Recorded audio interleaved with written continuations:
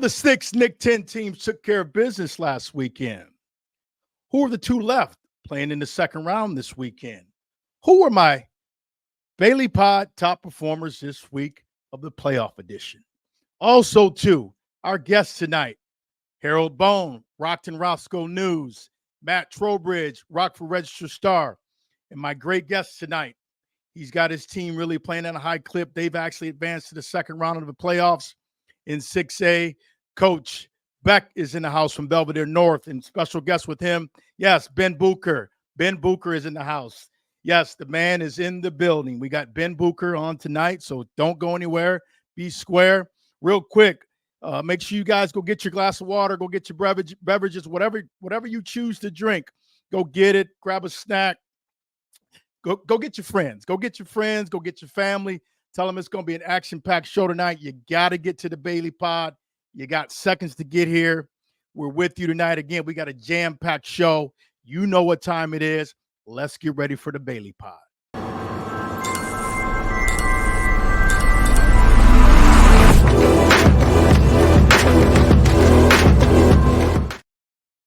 Hey. Welcome, folks. Another great edition here on the Bailey Pod.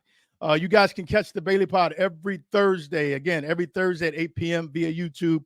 I'll be bringing you the Bailey Pod. First, before I go forward any further, I want to just say thank you to those who go follow and go like the Bailey Pod. It definitely means a lot to me.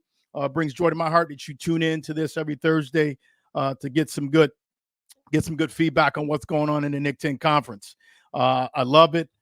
You keep coming. I'll keep coming. I'll keep serving some really great content week in and week out, and you won't be disappointed.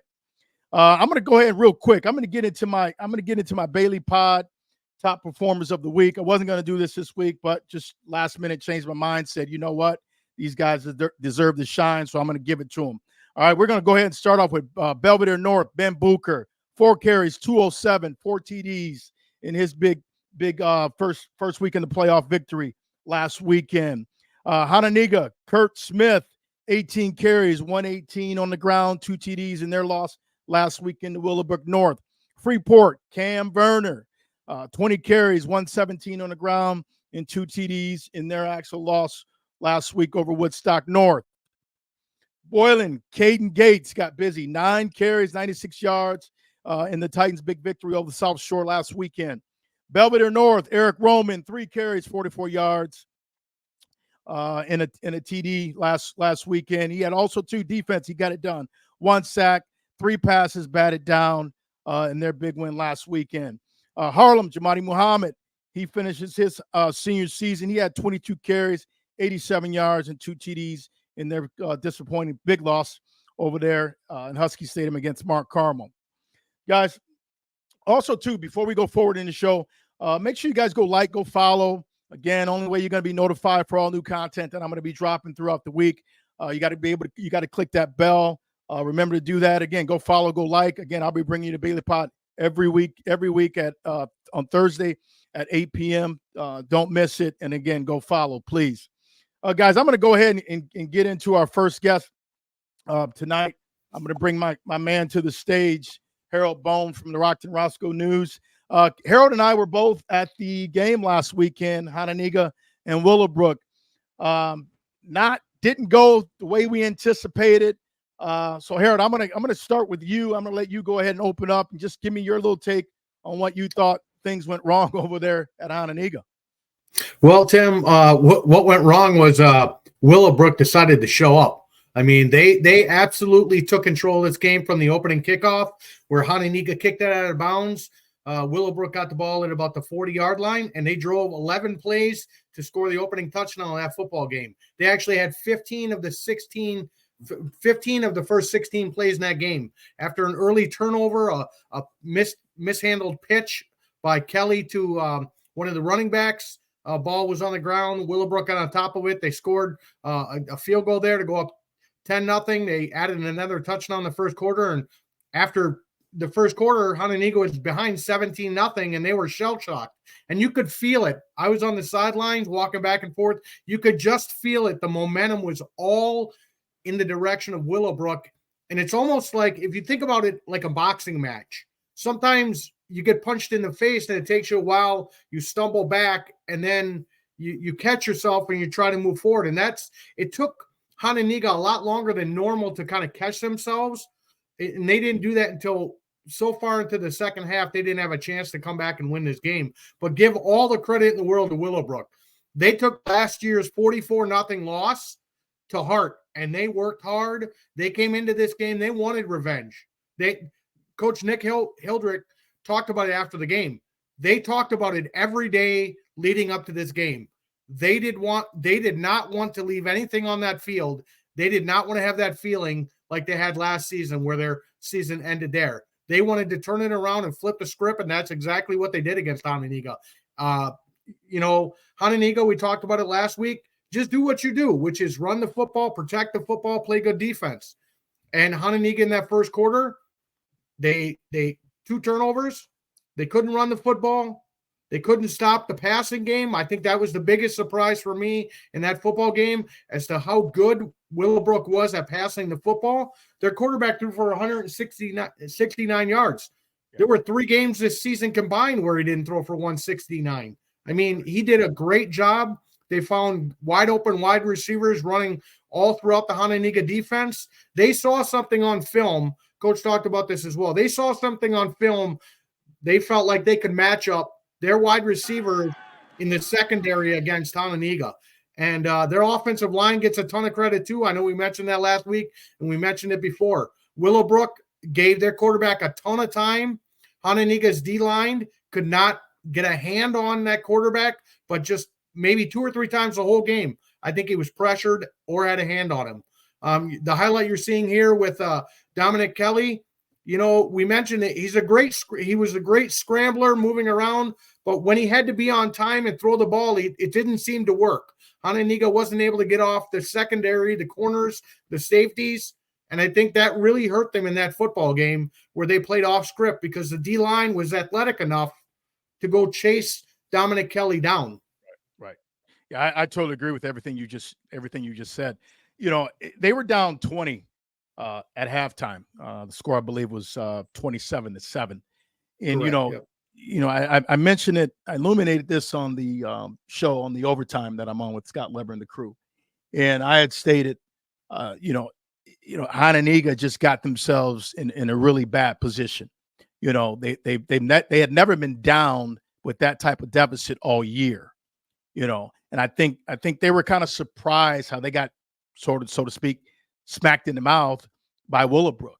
What I saw from Willowbrook, I saw a faster team. I saw a more athletic team, both offensively and defensively. Hananiga did not look like the Hananiga that we had grown accustomed to all year.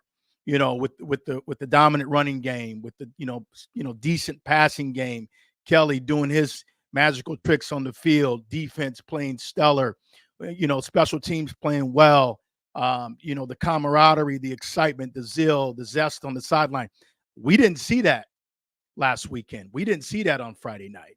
We didn't. You're right. And I think all the credit in the world goes to Willowbrook. I know that there are some Hananiga fans that weren't too happy with the way that outcome happened, and you're not going to be, but really you have to give Willowbrook credit. They came in there and they took all the energy away from Hananiga early in that football game. They took advantage of every opportunity. They came down, they got the football, they drove it down, they scored, they jumped right on that fumble, they got it, they scored again. Their kicker, who was phenomenal, he had a huge leg.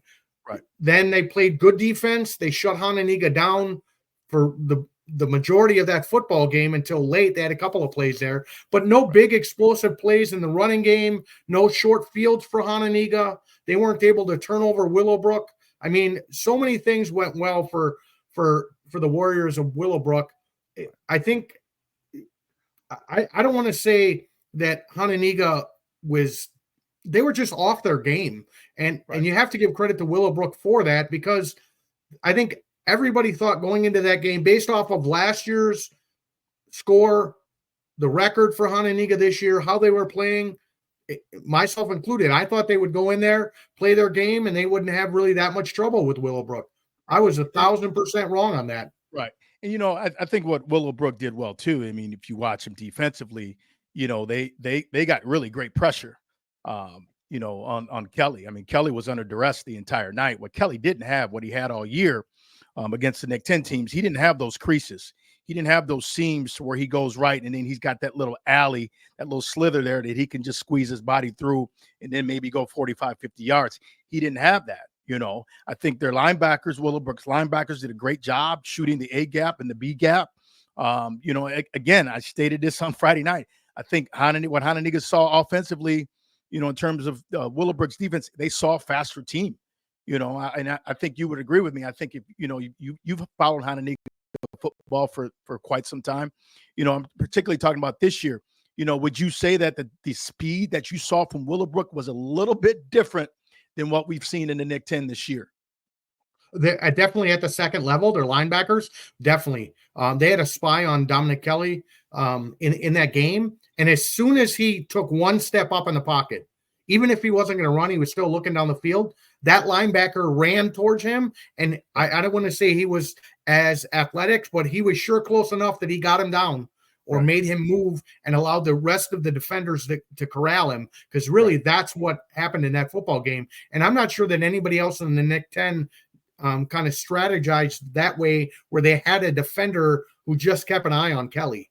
Right. And if you have more explosive playmakers on the outside, I think that you can get the defense out of that. Right. But that's not how Hananiga was built. And I agree. That was my next point. Hananiga just, when they lost Small at receiver, they lost their ability to really stretch the field. He wasn't a burner. He's not the fastest guy on the field, but he had the ability to stretch the field. He was a deep threat for Hananiga. You take that away, you really hadn't seen that from Hananiga, in the last 6 or 7 weeks since he's been out. And I think that's something that they were really missing big time on Friday night against Willowbrook. They couldn't stretch the field. And one reason was because he just didn't have enough time back there in the pocket. I mean, they had him on skates, so to speak. Kelly, that is. They did. It looked like he was on skates. Yeah, did he pick up some positive yards? Yeah, he picked up positive yards, but do you know how tiring that is for a quarterback to have to run east, west, north, south, east, west, north, south for almost 10 seconds?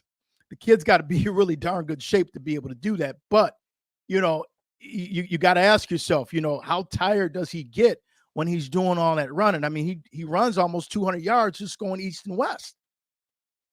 Yeah. And you got to ask yourself, how fresh is he on the next play or the next two plays due to what he did two plays prior? Yep. Yeah. I mean, you're exactly right. He's going to be worn out if he's running sideline to sideline. And you mentioned Cole Schmall. So he actually played in the game, but he played 2 plays. And then after those 2 plays, he didn't play. He just wasn't. He wasn't where he needed to be. Oh, he was. So missing a big part of that explosive offense. If your quarterback's running around left and right, he's going to be tired. That's why he had a couple of fumbles there. He threw one interception into the end zone trying to make a play late in the game, which pretty much sealed it. But yeah, I mean, Dominic Kelly, none of his passes were on time. He was running around, and that's great. You can make those athletic plays, and we all love to see them. Right. As a sports fan, we love to see those plays. Right. But sometimes you have to get in the pocket. You have to be able to see guys into certain zones and certain spaces, and then you need to get them the ball. And Harold, you can kind of get away with that. That razzle dazzle, so to speak, that he showed us this year with his legs, his ability to escape out of the pocket and go east and west for about almost a half hour. You can get away with that stuff in the Nick 10. Okay. But once you get into the playoffs, competition elevates. And when that competition elevates, you're going to see faster, more better players. And I think that's exactly what we saw from Willowbrook. Willowbrook was just a different team playing with a different speed. Bottom line. Yeah, I think so. And I think that might be one of the negatives of playing a Nick 10 only conference schedule is you can't compare yourselves against other teams from other conferences who have different types of players. I agree. I mean, that's just kind of the way it is. I don't see the Nick 10 moving away from that. I don't know why they would at this point. I'm sure it's cyclical in nature, but that's what's going to happen in the playoffs. And that's why I think as an overall conference, I'm not talking individual teams here, but as an overall conference, perhaps that's one of the reasons why we've struggled to go deeper into the playoffs. Unlike who you're going to speak to later, Coach Beck and his program, they've done a very good job the last couple of years of being able to move on. But look, Coach Beck runs a very physical brand of football, which, look, I'm an old man. I love that football. I love watching them play. Right. I love how they bang heads. I agree. I mean, that's what, when you play the style that Hananiga plays, which is a little more athletic, a little more wide open, sometimes you're going to run into other teams who have schemes and players that are similar to you athletically, and it's hard to kind of diversify your offense or find any sort of openings at that point. Right. I totally agree with you, Harold. And, in terms of what, Hananiga, didn't do defensively, they just didn't make stops when they needed to make stops. They gave up an array of big plays. Willowbrook, credit to Willowbrook again, they had a bevy of playmakers, on offense. They had great receiver play. They had great running back play. Their quarterback looked like a baby Michael Vick out there. I mean, he was throwing the ball all across the yard. Would you agree? Oh, yeah. He had a much stronger arm and was way more athletic than what I saw on film. Way more athletic. I was actually shocked with how his lower half was as big as maybe Kurt Smith. I mean, it was, and Kurt Smith's a big guy. Yeah. I mean, he just was so big, so elusive. He had a really nice deep ball, threw a really catchable pass. His wide receivers gave him plenty of room along the sideline, and that's a kind of a small thing as to how you run a route, give guys along the sideline. They did a great job at that. And, also too, you got to give credit. We keep giving credit to Willowbrook, which we should. They did beat Hananiga, but you got to give credit to Willowbrook's coach, the way he game planned Hananiga. I mean, he did a phenomenal job. Hananiga had part of their run game like that they had all year. But in terms of what they were able to do with Kelly, just really take Kelly out of the game, it was nothing short of phenomenal, and what they were able to do. And I don't want to put words in Coach Nick Hildrecht's mouth, but when I was talking to him after the game, because I had a couple minutes with him, he was almost giddy in the fact that it almost like he had keys to the kingdom or keys to the door to Hananiga's defense. Him and his staff saw something. I don't know what it is, but they saw something that they knew that they could take advantage of, and that's what they did. I mean, their offense was really, outside of probably 3 or 4 negative plays in that game, they were very sound. They were very physical. They got the ball to the running back. They threw the ball outside. They didn't put it within the hashes. They moved it away from Kurt Smith. Didn't allow him to kind of take over the game. Although he still had 8 tackles in the game, 8 solo tackles. Still a fantastic game for him. But yeah, that's and that's what you call a game, for Willowbrook. That's what you call getting it done. Like the coaches say, we got it done on both sides of the ball. I mean, you got to give them kudos. They got it done on both sides of the ball. They protected the ball well. They didn't turn the ball over. Hananiga had 5 turnovers. They had a huge deficit at halftime. So, congratulations though to Hananiga for actually being able to actually get into the playoffs and co-champions with Belvidere North. I mean, they had a good season. Nothing really to lament about. I don't think so. Not my estimation. Just now it's just time to get ready for the following year. Yeah, Coach Zimmerman talked about it a couple of weeks ago. As soon as the season's done, he's hopping in the weight room and banging and clanging with those guys. And I know a couple of the kids who aren't playing winter sports, they're already lifting and they're already planning towards next year because now they're going to be the seniors on the team. So, I mean, that's what they do. I'm going to close on Hananiga with this. I said it weeks ago. I said Hananiga is that team that's going to be around for quite some time. I don't think this game is not going to, destroy their program in any way, shape, or form. I think they're going to rise to the occasion. I think they're going to be back next year.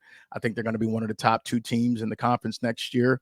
What type of playoff run will they make remains to be seen, but I definitely think they're going to be a top 2, top 3 program in the conference next year.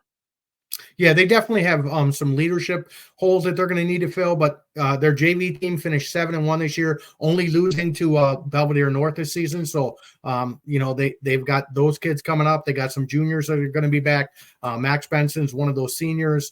They have other kids there as well that are going to fill those holes. So I don't expect any drop off from Hononegah. I know the expectation from the fan base and the program and everyone within the program. There is no there. It's right where it needs to be.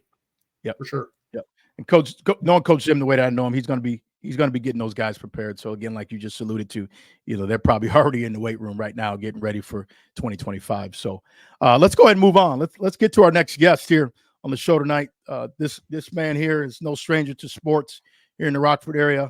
We're going to go ahead and welcome in Matt Trowbridge with the Rockford Register-Star. How you doing, Matt? I'm doing really well. Good to see you again. Hey, real quick, we just want to dive into, the Harlem Mark Carmel game as much as we can without losing ourselves. We're going to highlight a few other teams here that made the playoffs, that were in the playoffs. All 6 teams we'll highlight, but I want to start with Harlem. We both were there. I guess my question to you is that, what didn't happen for them Friday night?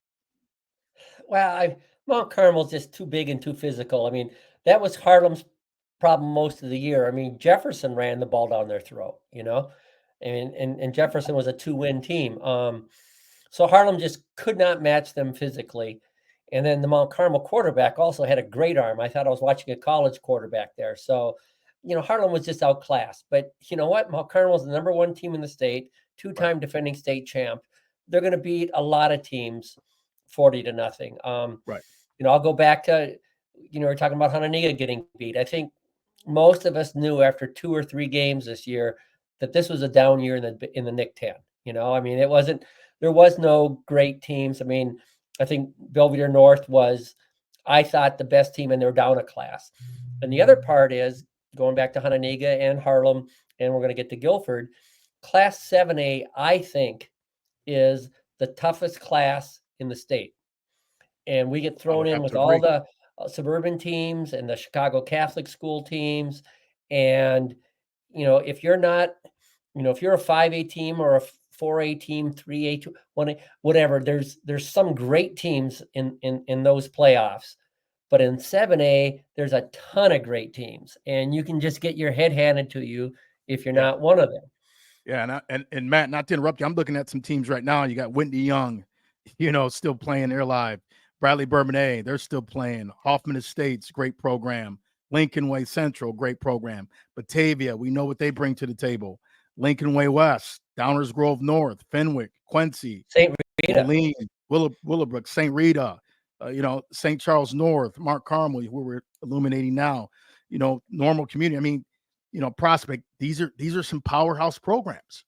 I would have to agree with what you just said.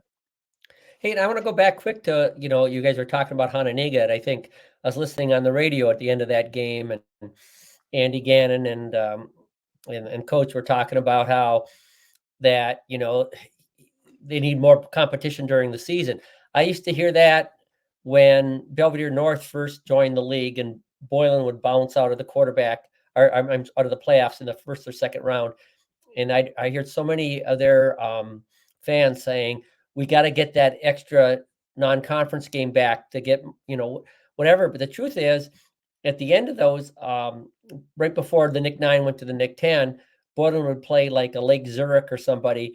Yep. And I still remember Jake Smolinski missing a couple games afterwards. They would just take a physical beating, in those games. And then it was actually, 2 or 3 or 4 years after North that it was a completely confined Nick 10 conference, and you're not playing any outside teams. Boylan won back-to-back undefeated state titles. I mean, look at Byron and Lena Winslow. They haven't had hardly a close game in their conference in 3 or 4 years. They'll have maybe one a year, maybe one every 2 years, and they're winning state all the time. The truth is, having an easy schedule or a conference that's not that good keeps you healthy. You don't get all beat up. Absolutely. And it gets you a higher seed. And I don't think playing great teams all the time necessarily makes you that much better. Not in football, maybe other sports, but in football, you just get you kind of beat up. Hononegah didn't win because I'm they gonna, got I'm off gonna, to a bad start, but they Matt, weren't that great. Matt, I'm gonna push back on what you just said. I disagree with you. Here's why. I think playing against stiffer competition in the game of football, I think it helps you immensely. Prepare for the playoffs because you see different schemes that you may not see in the Nick 10. You see different athletes that you may not see in the Nick 10. You see different coaching strategies in outside the conference that you may not see in the Nick 10. So I think it helps. I don't think it's. You also get beat up. I don't. Yeah, you get injured. I don't. Well, that's on the coaches. That's why there's such thing called the off season. You train during the off season to not get injured, to not get beat up. I mean, you play a physical sport. Football is a contact sport, so you're gonna get bruised up. You're gonna get beat up. It's about now. How quick can you recover for the following weekend? And that's at every level of football. That's not just at the high school level. That's collegiate and professional level. Well, and going back to that, Tim, that's what everybody seems to think, and that's the what we always hear. But even in like the NFL, the Miami Dolphins, the 72 Dolphins, the only undefeated team ever, they played the easiest schedule of any Super Bowl champion of all time, and they went undefeated. You go in college football. I mean, remember Boise State the one year they had to play Oklahoma in the bowl game. So they played nobody all year basically, and that they beat Oklahoma. And you'd see the old Big 8 teams that a lot of times they get wiped out by Miami or Florida State because they hadn't faced a passing team all year, but at least they got there because they went undefeated. I'll just look at high school football last year. Look at Montini. Look at all the people Montini played all year long. They played all these great teams. They beat the 5A state champ. They beat the 4A state runner-up. And yet Byron, who had played nobody all year, beat them at their field. So I just, but you do, Matt. You do run into, as you get further into the playoffs, and I think I heard Coach Beck say this a few weeks back. You want to be able to have more balance because you're going to run into that in the playoffs. You have to be more balanced, and I think if you can play teams, that's you. That's not who you're playing. But if you want to have balance yourself, right? But if you can play teams outside the conference that are balanced, and you come back in your conference and you run through your conference, but you've seen that level of play at a higher clip than you see in your conference. Now you go to the playoffs, you see that. I think you're a little bit more better prepared. Is all I'm saying. You might be, but you also might be beaten up, and you also might be playing tougher teams earlier because you got a couple losses.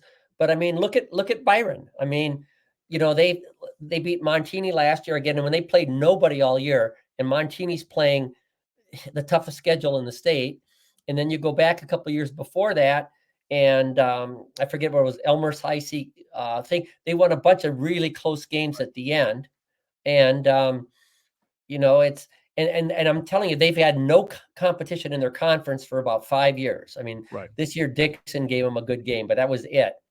And yet, they're it hasn't slowed them down at all. I mean, look at the empirical evidence.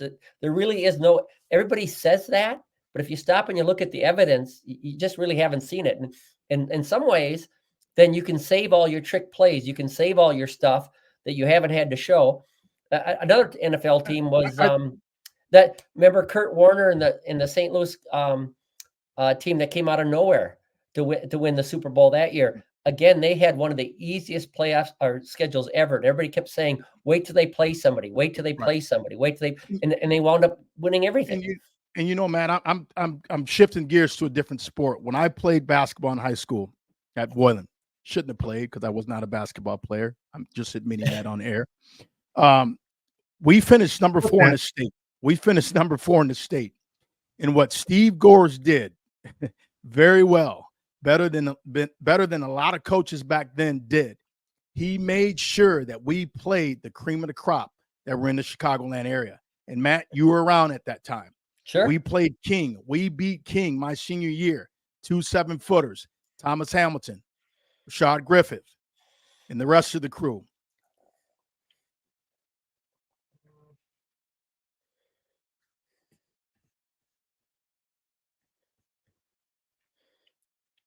I'm not hearing you now.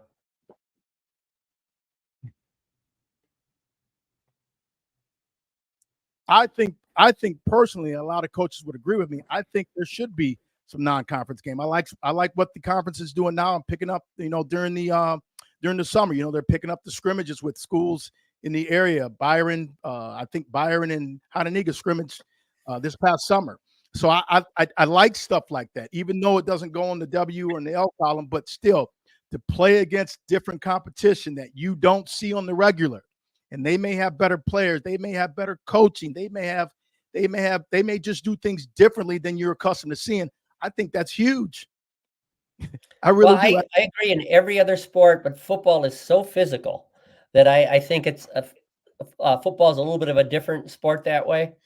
But well, you'll even see that in the NCAA basketball tournament, though. You'll see these schools that haven't played anybody all year. I mean, Loyola, Right. And they make it to the Final Four. So it's, I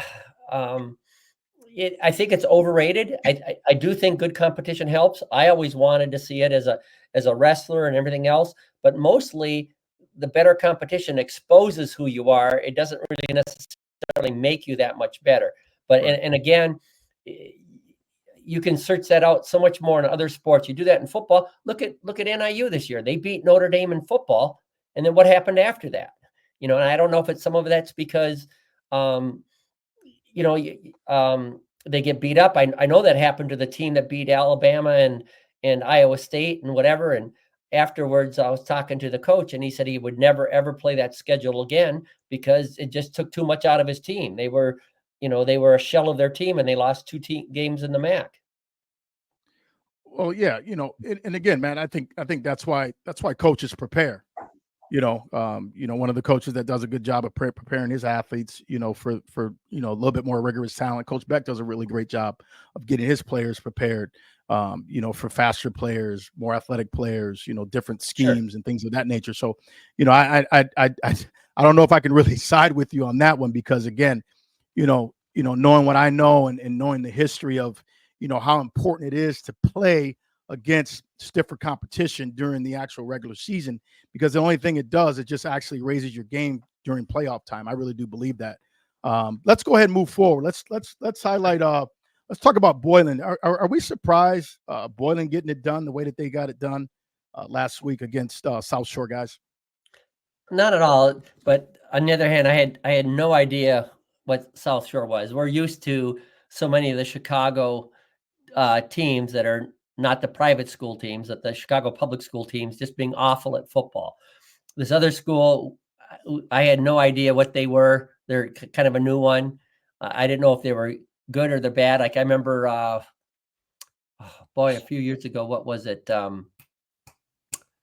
One of the Chicago public schools, the small schools, were really just scoring a ton of points, and they came out of nowhere. And they were actually a really good school. But Chicago public schools in football, you just don't know what you're getting. Right. The record means nothing there. Yeah. The score of that football. Go ahead, Matt. Matt.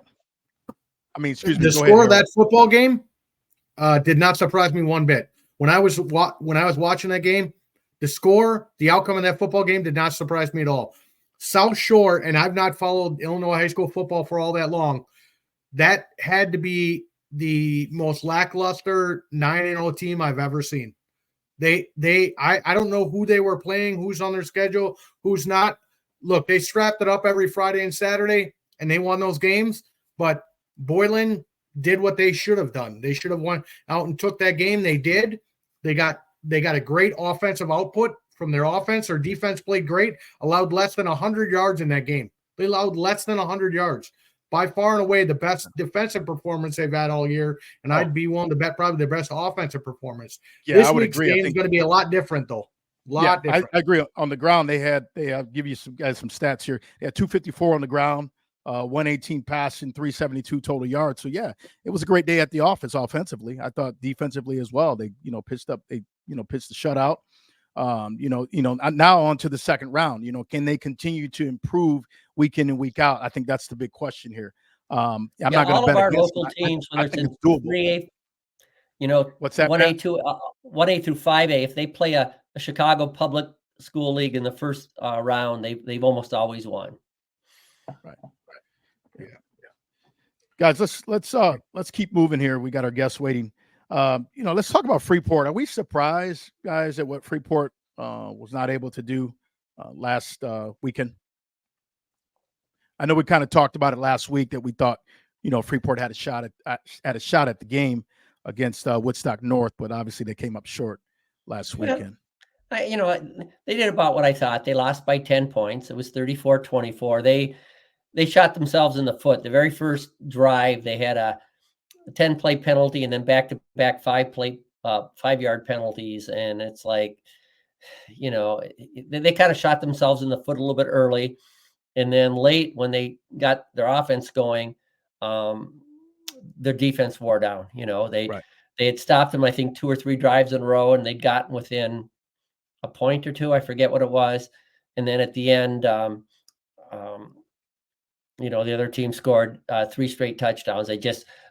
Freeport plays so many people on both sides, they just wore down. But they gave away some chances early. Right. And what I saw from Freeport, I had a chance to get my eye on the footage. Freeport just gave up too many big plays, on defense. I mean, they were, the Woodstock was just hitting home runs of, 25, 30, 40 yards with their running backs. And, Freeport, I don't think Freeport is that type of team that can really overcome a huge deficit that they were actually dealing with during the actual game. I think they just got down. I think they made a lot of mistakes that they wish they could get back. You saw a lot of poor tackling. I just don't think, Freeport was actually ready that night to actually try to make that next leap to the second round. Well, I would say, go ahead, Matt. Well, I was going to say, you talk about the big plays they gave up, but they also had a 70-yard pass to set up their first touchdown. They had a 48-yard touchdown run. They had a 65-yard touchdown run. So, I mean, part of it was that Freeport just didn't control the ball. I mean, when they did score, they scored with a big play. Right. Yeah. In the game, big plays on defense is what I was getting at. Go ahead, Harold. To me, the biggest stat in that football game was Woodstock North was 8 of 11 on third down. Freeport was just 2 of 12. That's if you want to look at one stat in that football game, that's it. Freeport couldn't continue the drives. They had to punt or give the ball back to them. And Woodstock North was able to push the ball past the first down marker and continue drives. That in that game, I think, is the biggest stat. You mentioned, all those explosive plays, but that was it. They had the explosive plays, but no consistent long drives that really Freeport was known for this year. Yep, I agree. Well, and they had basically one play might have turned the game. Freeport had gotten back into the game, and I think they're down a point at the time, maybe 2 points. And then they had a 3rd and 9, 3rd and 10, and they kind of blitzed, and the quarterback barely got out of it and threw just kind of an end-over-end shovel pass. Right. And, screen guy goes for 34 yards. And after that, they never stopped them one single time. They scored. Woodstock North scored 3 straight touchdowns, but they stop them there, maybe they win. But it went downhill from that. And guys, it was just really good to see Freeport get into the playoffs. So they've had the drought for, I believe, since 2006. It was just really good to see, Coach Dedman really get his feet wet, his first trip to the playoffs since he's been head coach. Hopefully they can do it again. Freeport's a much better team this year than they were last year. Hopefully they've learned from this. They got a taste of the playoffs and they're hungry for it again in 2025. So, guys, let's go ahead and continue to move on. Let's go to our next opponent, our next team here, Guilford Vikings, St. Rita. Guilford didn't do well up there, 45-3 in the big loss to St. Rita. Guys, were we really taken back by the score? We kind of knew, as we alluded last week on the show, we thought that Guilford just didn't have a chance. Are we surprised at the points that was scored by St. Rita? Not really, but I hoped Guilford might do more than that. Guilford had some speed. They had enough speed this year that I thought maybe, just maybe, a mid-tier Nick 10 team would have a chance against the St. Rita or Mount Carmel, and they didn't. But yeah, I mean, I would agree with that. I thought that there would be more explosive plays for Guilford, but St. Rita was faster than I thought they would be. I mean, they look athletic. They look like they had a ton of speed. I think one big thing in that game is there was an early turnover that Guilford got, and they couldn't cash it in. They had the ball 1st and 10 at, I believe, the 9 or 10 yard line. They couldn't cash it in. They turned the ball over, and St. Rita went down, scored a touchdown, and that was, I don't want to say that was the game, but it was pretty early that St. Rita gained control in that football game. Right. Yeah. And you just saw Guilford's defense just couldn't, they had no answer for St. Rita's quarterback, Steve Brewster. I mean, he was just throwing the ball all over the yard like Elway. I mean, he was just hitting his receivers in stride, and they were coming up big. So, in terms of what Guilford was unable to do defensively, really doesn't surprise me. They haven't really played defensively that well all year. In terms of what they did offensively, I mean, they only put up 3 points. I think that was early in the first half. They got a field goal, put 3 points up on the board. But from the looks of it, they just had a bad day at the office. Lots of teams are going to have a bad day at the office against St. Rita.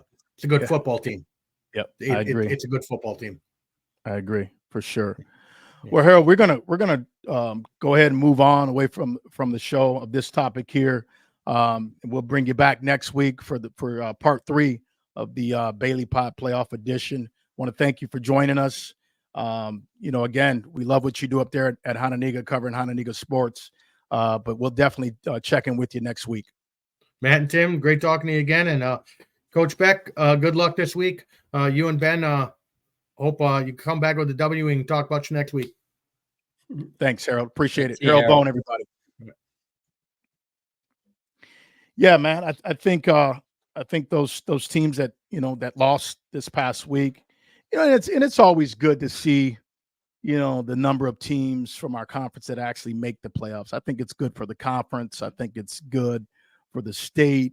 I think it's definitely good for the schools who actually have those schools that made it in this year, because it gives them something to build on for the following year. I really do believe that. I think it gives those coaches and those young up and coming varsity athletes that gives them something to actually look forward to, because when you don't make the playoffs, you may not get kids out the following year because you didn't make the playoffs, or you haven't made the playoffs in almost 5 or 10 years, or maybe a 20-year drought. So, but it's always good to see us actually have a great representation, a good plethora of talent from these teams in the Nick 10 conference make it to the first round of the playoffs. We just need somebody to go to the state title again, right, Matt? Mm-hmm. Yeah.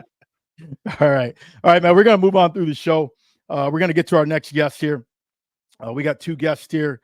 From Belvidere North, we got head coach. Coach Beck is in the building. How you doing, Coach? Good. How are you guys? Good. And then his man, my man too, Ben Booker is actually in the house. How you doing, Ben? Good. How are you? Good. Ben Bucher, right? I said Booker. I said I stand to be corrected. Ben Bucher in the house. Hey guys, we want to thanks you for taking your time tonight to join the Bailey Pod. Guys, you guys are actually on to the second round of the playoffs. Big congrats there. Also, 2 big congrats on co-champions here in the Nick 10. Coach, I'm going to start with you. How does it feel right now to be, that Nick 10 team still standing in the actual playoffs, and now you're going on to the second round?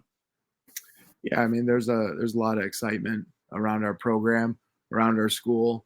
Having the opportunity, to get back to the quarterfinals, with this second round game against Wauconda, kind of feels a little bit like deja vu. We saw them in the second round last year, played them on a Saturday afternoon. So, we're hoping the outcome is the same as last year, and we can, kind of survive and advance and keep getting the opportunity to play football and keep getting the opportunity to be around our teammates and our coaches. And I think, not to pat us on the back as coaches, but we try to do a really good job of giving these kids just an opportunity to have a positive experience. So, keeping that season going is a lot of, what our focus is about right now is just keep playing football. Let's keep showing up for our Monday meetings, breaking down our next opponent. So They beat Fenton last week. Do you have to get even for that? A good buddy of mine is still the head coach at Fenton, and we talked after the game. But no, I don't feel like I have to get even. I just hope we're playing good football. But they played really well against Fenton in the first round, and I think after talking to my buddy, they were surprised by Wauconda's speed and really their discipline and what they do with their wing tee. We know it was something that gave us a little bit of a problem in the second round last year. They're very disciplined and they run it really well. So that's a lot of credit to their coaches because again, it's a unique, tight formation, a lot of misdirection offense, and it gives a lot of people some problems. I saw when the longtime Fenton coach retired, he kind of gave a shout out to you as one of the people that he kind of followed, and he's proud that you guys, what you have done. Yeah, I just actually spoke with Coach Carmen a few days ago, and yeah, he's been kind of helping out volunteer wise out at Lockport for the last few years. So yeah, he's a great coach. He came over to Fenton my junior year, and he actually had coached at Mount Carmel for the previous 12 years. Was part of a few of their state championship teams. So he came out with the split back veer, and I'd really, I was a junior in high school, didn't really know much about option football besides at the time watching the Nebraska Cornhuskers running it, with Tom Osborne. So I didn't know a ton about option football, but it's something that I know made an impact for us because we weren't super talented, and we played in the old Suburban Prairie Conference, and we played Morris, Manuka, Oswego when it was one school, Plainfield when it was one school. And that offense kept us competitive with those teams because they didn't always know where the ball was at.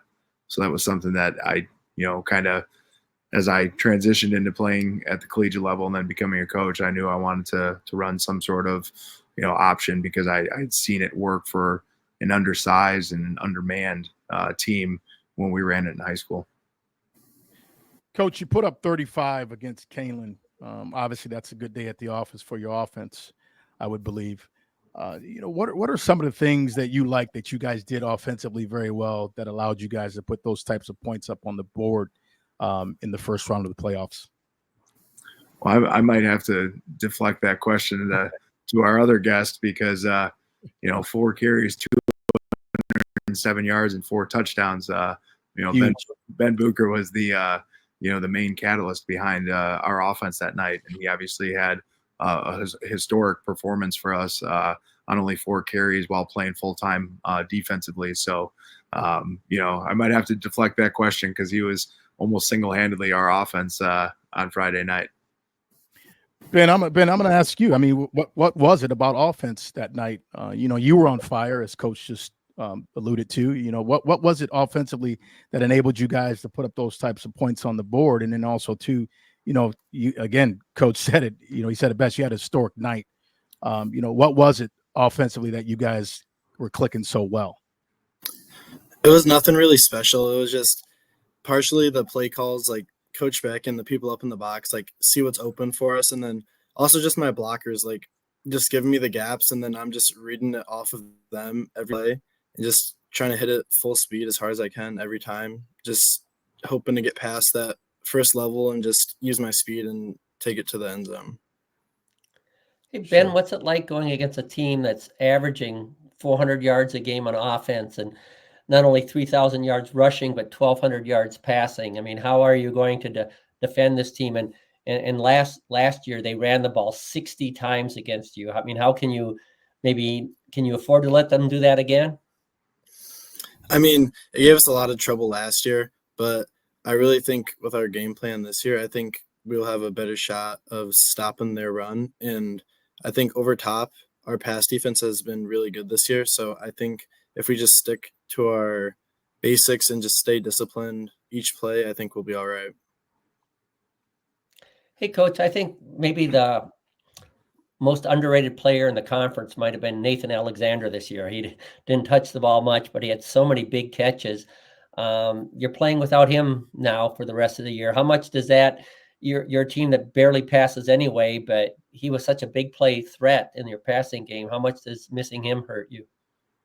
Yeah, obviously missing Nathan is a big loss. He's a heck of a football player. He's fast, he's big, he's physical. He's got a lot of those intangibles, things that you just don't teach as a coach. He goes up and gets the ball and competes for it. That was evidence on the touchdown catch against Harlem that he broke his wrist on. Just going up and into double coverage, pass interference was called on the play, and he still came down with the ball for a touchdown. So you lose a player like that, it's going to be tough to replace. But we've had to have people step up at a lot of positions throughout the year. So we've moved some people around, done some things with some personnel packages to see if we can kind of replicate some of the success that Nathan had for us this year in the passing game. But, you can't ever replace a guy like that. You just got to try to find a way to replicate it. And, obviously last week we were missing Nathan in the passing game, but, what Kaneland was giving us was, out on the perimeter. So we were able to take advantage of that mostly with Ben. Also, Eric Roman had a nice long touchdown run, about 40 yards. So the week before against Harlem, our fullback went for about 150. So they had the box packed pretty tight. So they left that perimeter open for us, and we were able to exploit that. So really, it's just a game for us as coaches of just trying to find where that weak spot's at, like Ben said, and see if we can get those big chunk explosive plays. And again, we don't ever expect it to look like it did the other night with Ben, 4 touchdowns on 4 carries. But that's just how, fast and explosive and physical Ben is. Right. Ben, this you next guys can question. talk about a little bit about Nolan Benny. I think he's my favorite player in the conference. He's only, I think, never seen a running back that small or a guy that's that much of a cheerleader on the sideline. And I think he had 3 carries for 51 yards for you last week. What's he like? Yeah, and Ben can probably tell you this too. Nolan's a heck of a blocker. He does a good job with the ball in his hands as well. And we've been able to go opposite Ben and Eric at times with Nolan and get a nice little gain. He had a couple really nice carries against Kaneland, but he is very powerful. He's packaged pretty small, obviously. You see he was only 5'1", but man, he blocks his tail off, and he's been blocking his tail off for us all season. So I love watching him on the sideline when the defense is out there. He gets, super vocal for his teammates, which is something that we ask the kids to do, whether it's in our drill work and practice or, if they're on the sideline during a game, just be vocal for your teammates. And he does a great job of that. But man, Nolan's older brother played for us a few years ago, and now is on our coaching staff. And he's about 260 pounds, 250 pounds. Wow. So he was an offensive lineman for us. So, Nolan, like I said, he's only about 5'1", but man, he packs a heck of a punch when he's blocking. Guys, the next opponent you guys play, you guys have you guys start to really, I'm pretty sure you started to prepare on Sunday once you found out who you were playing, but as you guys watch film, what do you see some of their tendencies are? What are some of the things that you think you guys may be able to actually expose, so to speak, if you can share that with me? Yeah, talking about their offense, which we've kind of briefly talked about already, and I'll let Ben can jump in on this at any point. He plays defense for us, but the whole point of their scheme, they have ways to attack every gap. There's a lot of misdirection that goes on in their offense, and they're just very crisp and clean at running it. They have an up tempo type of pace, but it's not no huddle. They huddle up, but they break the huddle quickly. And when they break the huddle, they snap the ball really quickly. Sometimes to try to take advantage of you not being aligned properly or in your stance, or if they come out with some sort of unbalanced or overload formation, they try to get that ball snapped quickly before you can realize there's a lineman over, and there's an unbalanced side, and they have a numbers advantage now. So they're pretty good at that. Defensively, very disciplined. Linebackers read really well. Linemen play with their hands very well and get in their gap and hold their ground. So, they do a lot of things really well. And like I said, we were in a dogfight with them last year in that second round game. And, Nico Bertolino had some big plays in that game that kind of helped us come out with the victory. But, they're a good program, and they're a good team. That's for sure. Ben, what do you see? I know you probably had a few chances to watch film already this week. What do you see offensively? Something that you guys can actually exploit that they do defensively, some tendencies, so to speak. Can you speak to that a little bit for me? I think offensively is that we're just going to have our coaches see once we're in the game, because they've been also rotating players around. So we don't exactly know what they're going to come out in. But I think once we start running some of our base plays, we'll figure out what's working for us and what's not, and then we'll be able to like call different plays off of that and have something go to the house. What about defense, Ben? I mean, you guys they only put up 20. Well, the team you guys played last week only put up 20 points against you guys. You guys have been playing really stellar defense all year. What do you see something on defense that you guys can actually take advantage of from their offense? I think they're a run-heavy team. I think we really got to stop their run. And last year, I think their fast pace, getting up to the ball and hiking it right away, kind of threw us off. But I think this year we're definitely ready for it, and we're preparing differently, and we're just stopping their run. Coach, how's practice been this week? Again, you're getting ready for round 2. I'm pretty sure the morale's high, coming up a big victory last weekend. What do you tell your players right now in order to be able to get them a little bit more locked in mentally, so to speak? Well, the good thing is we really don't have to tell them a lot. We have a very competitive group of kids. We've actually had to back off of our physicality in practice the last few weeks. I heard you guys kind of talking about, playing tougher competition a little bit earlier. I wanted to jump in really badly for that conversation, but, I let you guys just, duke it out. But, right. We had to back off our physicality because we were low numbers and we did have a lot of injuries. So a lot of stuff for us has been more about, the mental part of the game and knowing assignments really well and playing with good technique.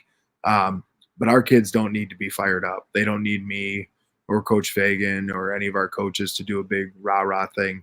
When I talk to them before a game, I usually just keep it short and sweet and, as short as I can. I get a little long-winded sometimes. Ben knows that. But, our kids is a competitive group of kids, and they want to do great things on the field. They want to be successful. So really it's just as coaches, just us trying to put these kids, in a position to be successful, and then kind of letting them go out there and play, fast and play free and not have to think too much and just, do what they're supposed to do. And like Ben said, the basics and the fundamentals, when it comes down to a big game like this, the basics and the fundamentals are going to be the difference. Sure. I think I was losing that argument. Were you going to help me out, or are you going to pile on too? No, it's funny because Matt, you were good, man. It's funny. You were good. I think I could go both ways on that argument, because I really think it depends on just the makeup of your team that year, and you kind of reference Hananiga, they're usually very deep. They usually have a lot of players, so someone like them saying, that they would like to get out and play non-conference opponents, with the depth that they have, that might be something they can do and it would benefit them. Right. Whereas us, we started the year with about 40 players on varsity, and we brought some sophomores up. Some other sophomores that were with us have gone back down, to finish the sophomore season. Now they're back with us in the playoffs. I think last week we dressed healthy players, I think 45, and that's with sophomores. So like for us, playing that really tough schedule may not have been a good idea, because we were thin to begin with, and we've had to move players all over the place. Andrew Bucci playing quarterback for us. Then last week he's playing tight end for us. So like he was our backup quarterback, started for 2 weeks for us and did a really good job. And then Nick Tapia came back, and Andrew's played defense for us, played outside linebacker, and now playing some tight end for us. That's just like how our team is this year. Right. And such a competitive group of kids that they're all willing to step up and do different things. But for us, that tougher schedule would have been, very, very difficult on our team this year. So Coach Beck, correct me if I'm wrong. What I'm hearing you say, you like the notion of playing that.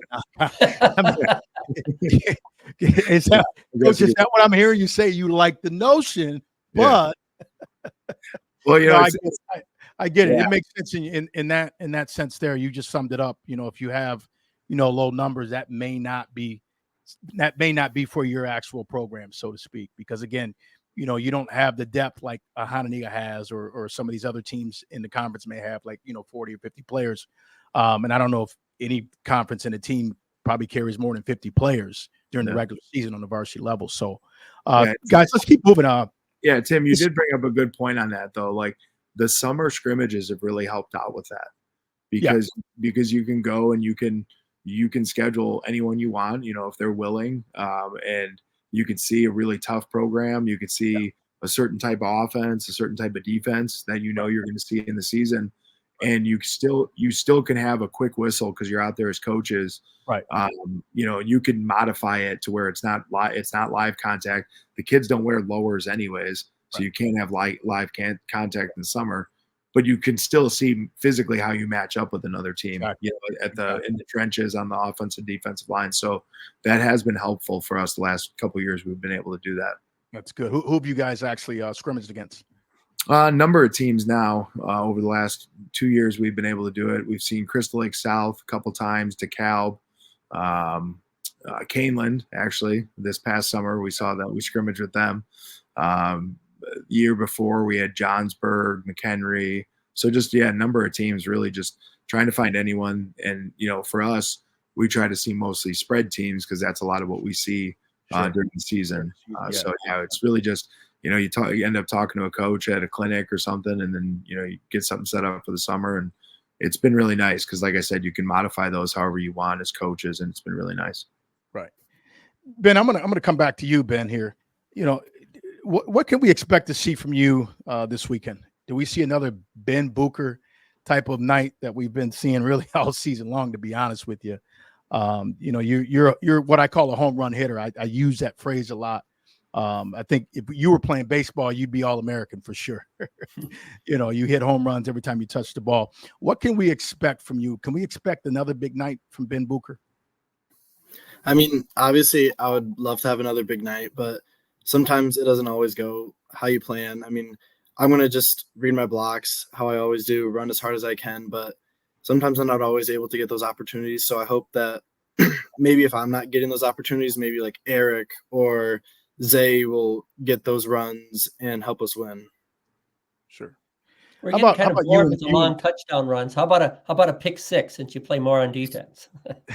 Right. I'd love to get a pick six. That'd be like Nico Bertolino last year. I'd love to have that. I got another one for you, Bucher. I know you and Roman are pretty close. I had him on the show a few weeks back. Just a stellar stand-up young man. How is it playing with him? He's a senior. He's actually about to graduate. I'm correct. He is a senior. He's a junior. Okay. Junior. He's a junior. So you got another year with this young man. Do you and he see yourselves as one of the two best combo running backs in the Nick 10?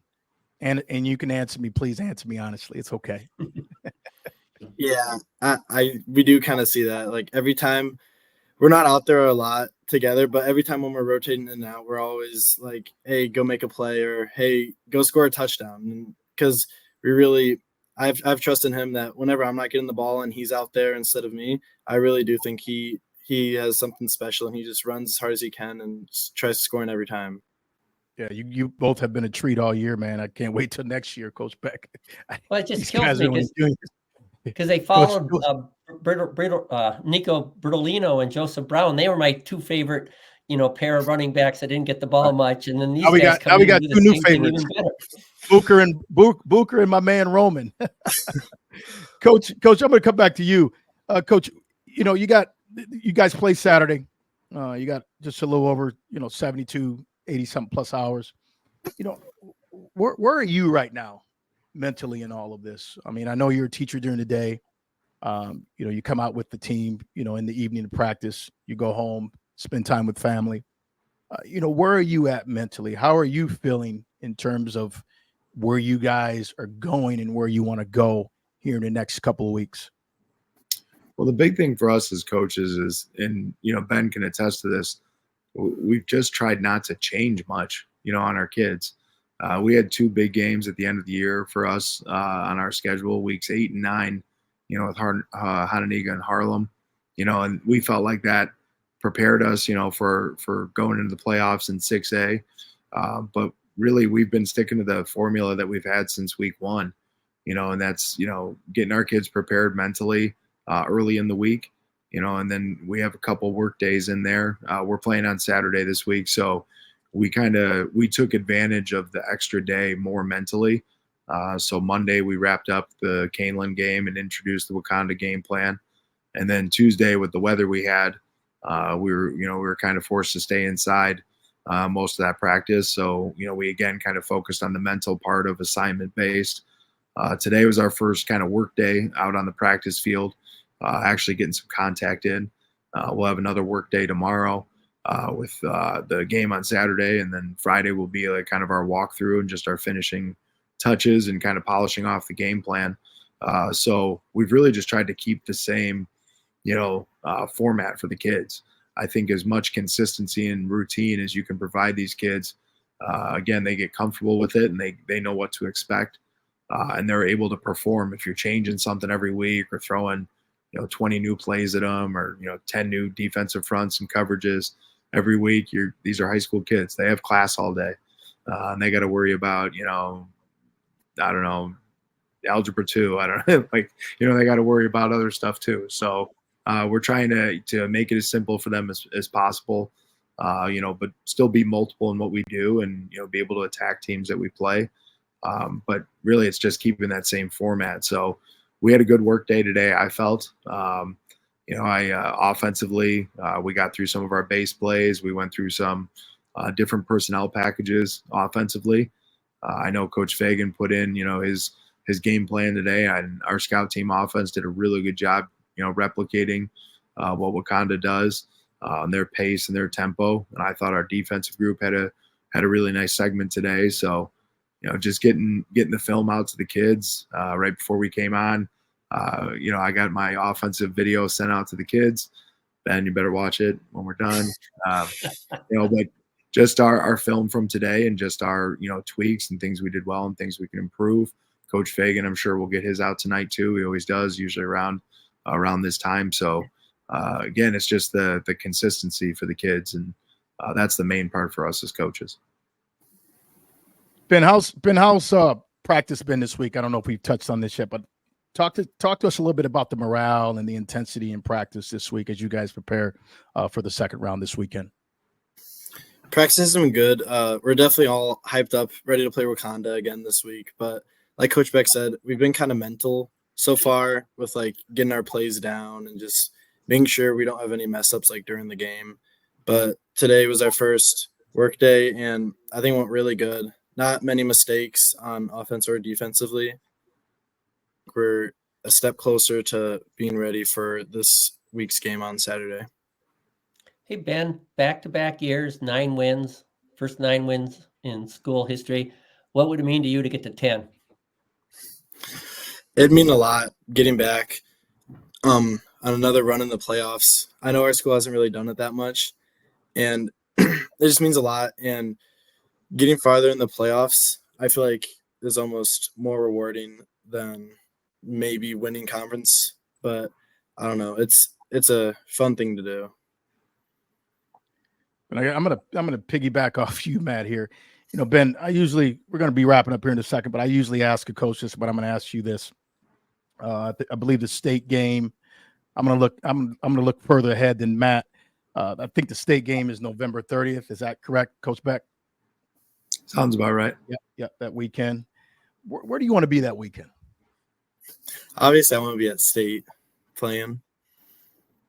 Good answer. Good answer. Ben knows he's got to worry about that truck that's right in front of him, though, right, Ben? Yeah, Wauconda first. Ben knows what I'm talking about. Well, hey, guys. Hey, this was fun. Good luck this weekend. Again, congratulations on your Nick 10 championship success that you guys had this year in 2024.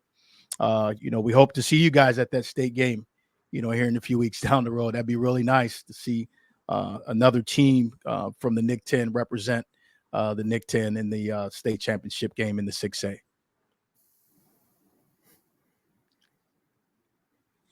Matt, anything? We're going to close? No, it was fun talking to you guys.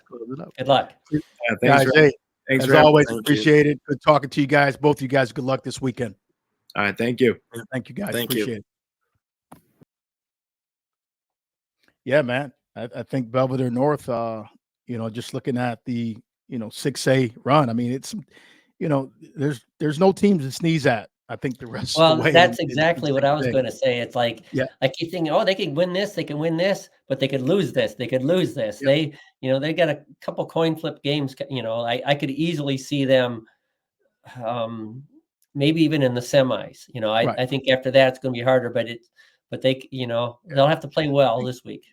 And I think Coach Beck, I think he's been around a while. I think he's hungry. I think he feels that this is a really good year for him. I think he feels that they may have a shot to actually continue to move throughout the playoffs, as any coach should, right? But I think they're well coached. They have playmakers at certain positions. Some of the best playmakers in the state, in my estimation. I mean, if they continue to play, we'll be able to see that. But with Bucher doing what he's doing this year, Roman doing what he's doing this year, Tappy is doing a great job of actually just being that point guard, so to speak, of that offense, really distributing the ball well, really not turning the ball over. It's good to see him back. My worry about them is, this has been a real down. Like we talked earlier, I think it's been a bit of a down year in the conference, but especially in the Nick 10 in passing. You had people like, Boylan lost their 3-year starter, Hononegah lost their 3-year starter, and quarterbacks just haven't thrown the ball that much this year in the Nick 10 or thrown it that well. Yep. And so I don't know. I don't know what Belvidere North's pass defense is like. It's like, Right. I always worry about Rochelle when they're in the playoffs because they never run and they never really are. They don't pass and they don't see teams that pass that much. Can they hold up to that? So that's what I'll have to see about Belvidere North. I don't know about the pass defense. Right. And Matt, you just hope, that, as they continue to advance throughout the playoffs, the level of play heightens each and every week. And I think that's going to be consequential to their success. Do the players continue to elevate their game? Do the coaches continue to elevate their game in order to get to that state championship game, or even, get to the actual semifinals for that matter? I think that's going to be very consequential for them. Do I think they can do it? I think they can do it. I think, Belvidere North's a really good team. What kind of worries me, and doesn't worry me a whole lot, but they just don't have a ton of depth. Would you agree? Oh yeah, and that's what Coach was mentioning that. And the thing about this is a different North team than normal. Normally they're 5-6 yards at a time all the time, and I've written about it 2 or 3 different times this year. They don't have quite the fullback play or the quarterback run play they've had in the past, but they've got all these explosive plays. And Nick Tapia, their quarterback, had been out for a couple, I think he missed 3 weeks and he came back. He's a pretty decent runner. And to me, he's kind of the X factor on this team, because people collapse around the fullback so much. And then they also worry about, the 2 halfbacks in Bucher and Roman. But then if you give them a third person to worry about, the quarterback, they might be slow to react to him. And, if I was a betting man, I would bet on, I would take the odds that I'd bet on Nick Tapia having the big rushing game this week if they're going to win. Right. And, Wauconda's, they're nothing to sneeze at. I think you heard Coach Beck say that very candidly. They're a good team, solid in certain key areas. They did lose to Canelan, the team that I did see that. But they lost to Canelan the very first game of the year. Yeah, I did see that. So obviously they're probably much more better team, but still, I think it's going to be a good matchup. Over there on Saturday. It's good that Belvidere North has a home game. So, good luck to those teams that are actually still alive, that are actually moving on to the second round. Matt, we're going to go ahead and close, man. We'll do this again for part 3 of our playoff show next week. Hopefully, these 2 teams that are playing this weekend punch their ticket to the third round next week. So I think Boylan and Belvidere North are both going to win. I like Boylan's team. They're only a 4A team, which seems weird to me, but I think they truly are a 4A team. They're not a Boylan team with stars on this team. I mean, outside of maybe Baron Scholl, but they are a hard-nosed team, and they tend to do things right. I could see Boylan making a good run.